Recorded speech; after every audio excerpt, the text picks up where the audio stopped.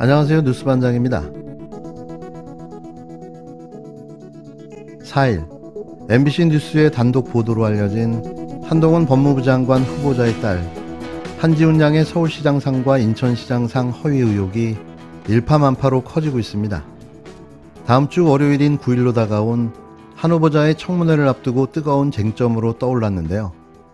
그도 그럴 것이 지난 2019년 조국 전 법무부 장관의 딸 조민 씨의 고등학교 시절 봉사활동 표창장이 위조라며 일가족 모두를 도륙한 사건의 수사 책임자가 한동훈 후보자이기 때문입니다. 지금 드러난 사실만 놓고 보더라도 그 비위와 범죄 행위는 상상을 초월하는 수준인데요.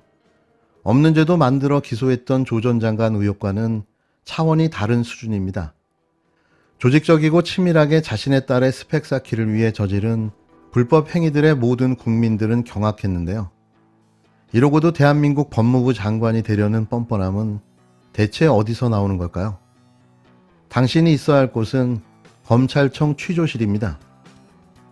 MBC 특종보도 하루 만에 국민 여론을 되돌리기 위한 한동훈 후보자의 작업이 시작된 듯 보이는데요. 한 후보자의 딸이 서울시장과 인천시장상을 수상했다는 인터뷰 내용이 허위라는 의혹에 대해 서울시가 뒤늦게 수상 내역이 누락된 것을 확인했다고 해명하고 나섰습니다. 이게 사실이라면 서울시 행정에 문제가 있던 건데요. 하지만 지금 상황에 이런 해명이 진실이라고 받아들이는 국민은 아마 없을 겁니다. 오세훈 시장이 서울시장으로 있는 현재 상황에서 전날 담당자까지 수상 여부를 허위 수상 이력이라고 확인해 준 상황에 하루 만에 뒤집기가 이루어진 건데요.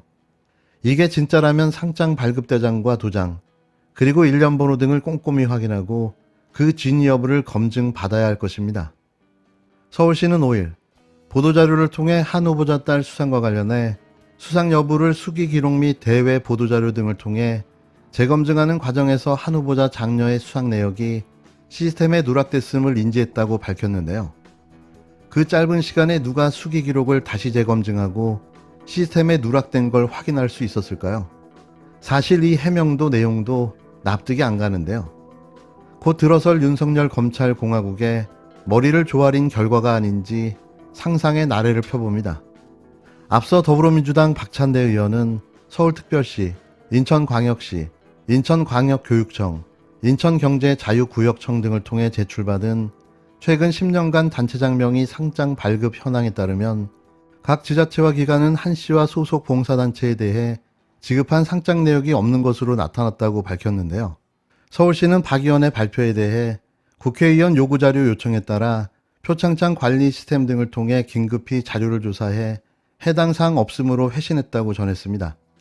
그런데 서울시는 해당 시민상인 어린이 및 청소년 부분은 부서에서 심사하고 시상한 후 사후적으로 표창 관리 시스템 등록 및 시 홈페이지에 게시하는 절차로 수상 이력이 관리되나 2021년 시민상 수상자 114명이 시스템 등재 과정에서 누락이 발생하였음을 발견했다고 설명했는데요. 이에 따라 서울시는 수상 내용 누락 사실을 언론사에 설명했고 자료를 요청한 국회의원실에 다시 제출할 예정이라고 밝혔습니다. 멀쩡하던 수상 이력 관리가 왜 느닷없이 등재 과정에 누락이 발생된 걸까요? 그것도 1년도 채 안 된 2021년 자료가 말이죠. 이 거짓말 같은 말을 믿어야 하는 걸까요? 서울시에 따르면 한 후보자에 따른 지난해 어린이날 서울특별시 시민상 중 소년상 봉사협동 부분 우수상을 수상했습니다.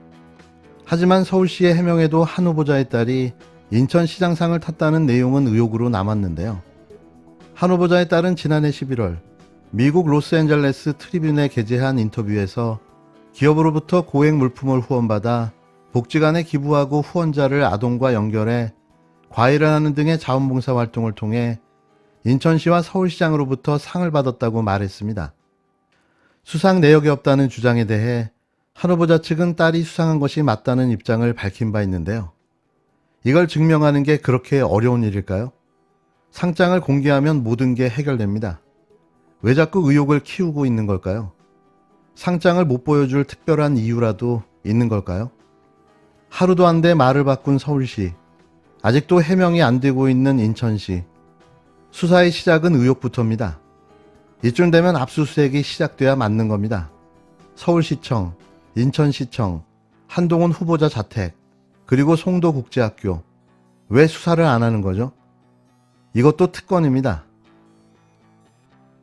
국회를 통과한 검찰청법과 형사소송법이 어제 국무회의까지 의결돼서 마침내 권력기관 2단계 개혁을 일단락했습니다.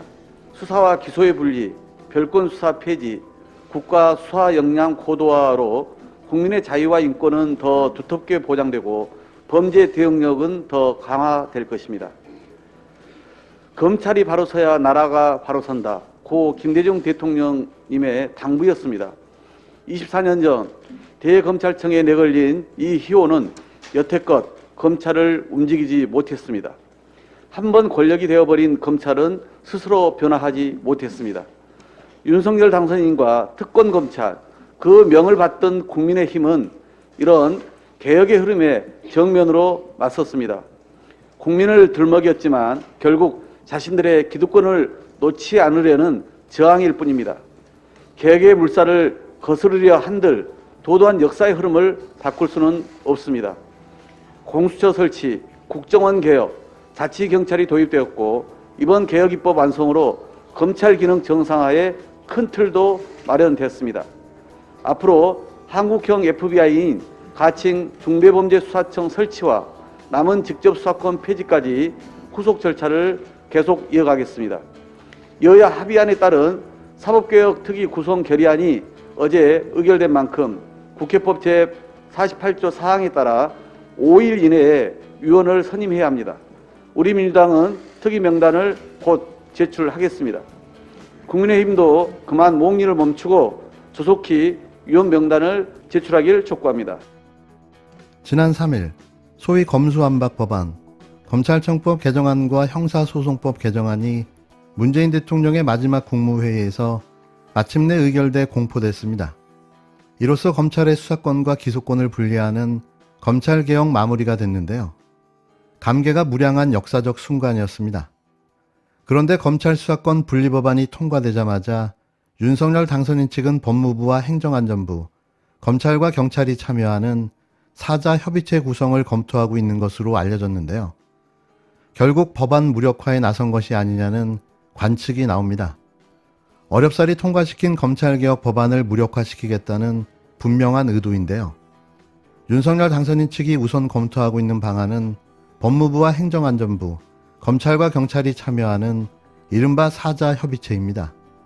당선인 측 관계자는 수사권 분리법안 시행으로 야기될 수사지원 등 국민 불편을 해소하기 위해 협의체를 운영하기로 했다고 말했는데요. 노골적인 무력화 꼼수가 시작된 겁니다.